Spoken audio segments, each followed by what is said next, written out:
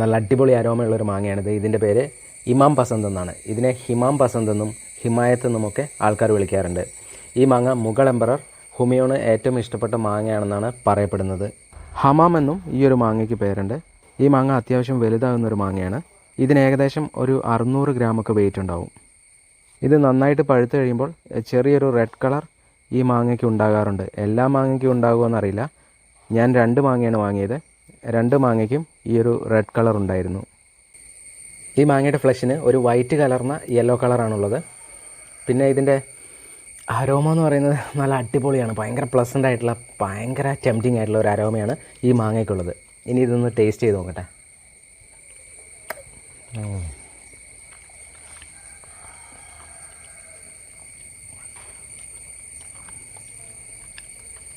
ശരിക്കും പറഞ്ഞാൽ perfect blend of sweetness and mango flavour. അതാണ് ഇമാം പസന്ത്. നല്ല രസമാണ് കഴിക്കാൻ.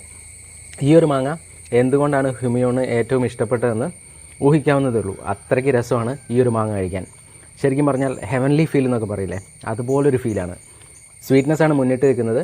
സ്വീറ്റ്നെസ്സിനോട് മാച്ച് ചെയ്യുന്ന ഒരു ഭയങ്കര യുണീക്കായിട്ടുള്ള ഒരു മാംഗോ ഫ്ലേവർ. അതാണ് ഈ ഒരു മാങ്ങ.